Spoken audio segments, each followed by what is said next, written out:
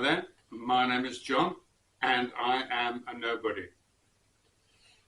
Today I'm going to mention somebody who you might know, but you've heard him, but you might not know his name.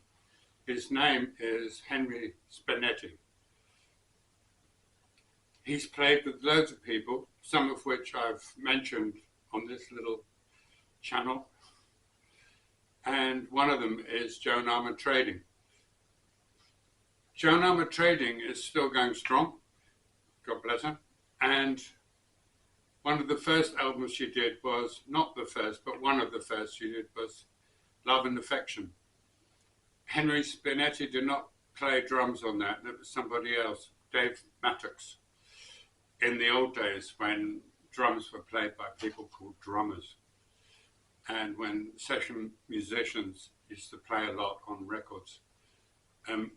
I remember reading about the first album I ever recorded, and some lazy journalist had said it was played by session musicians, which it wasn't, but what are you going to do?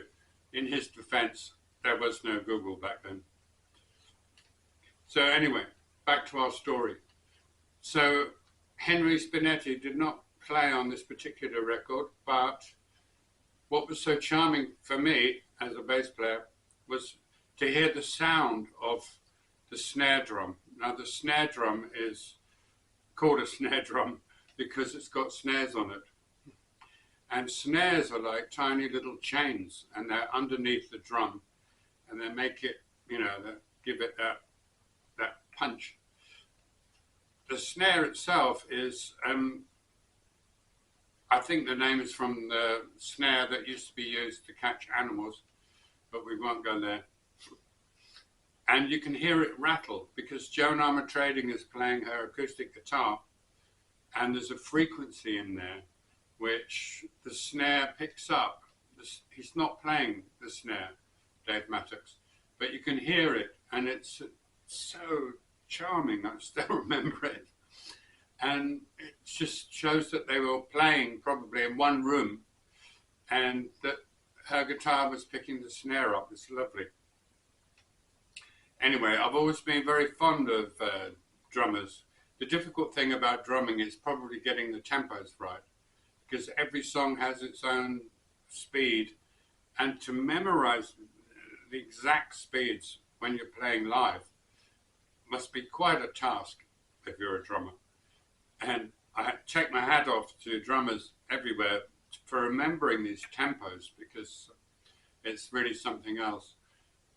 And anyway, back to our story. So Henry Spinetti was playing with loads of people. I'll leave a link to his own website downstairs for you to look at. I've always been, as I said, very fond of drummers, and I've played with a lot of different drummers, some of them very good, and it's a wonderful thing to do.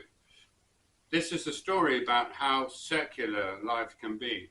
So once I was working, not that long ago, in a home, a care home for people with dementia, and once a month they do this wonderful thing called the Posh Club, which was in the village hall or the church hall, and they put tables out and they'd have everybody dressed up, you know, nice uniforms, you know, the waitresses, and they had a stage there, and they put on this show, you know, with sometimes 3 acts.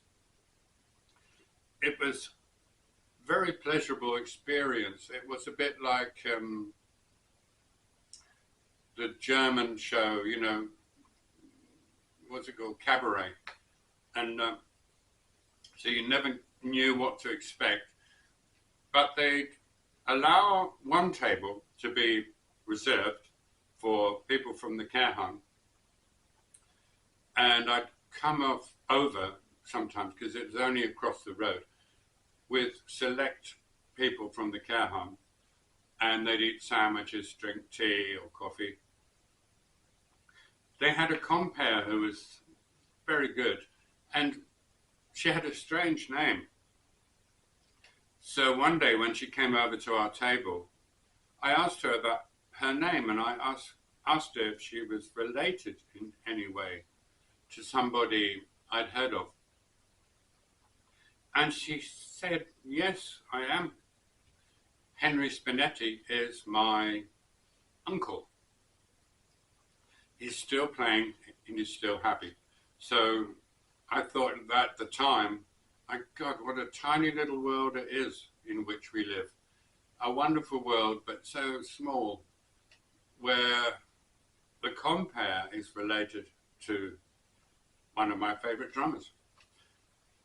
So I know this was short, but it's the name to remember is Henry Spinetti, and I hope that you remember his name. I hope you're taking good care of yourself and those you love.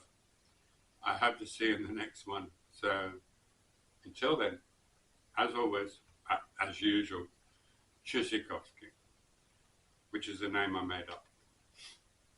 Take care.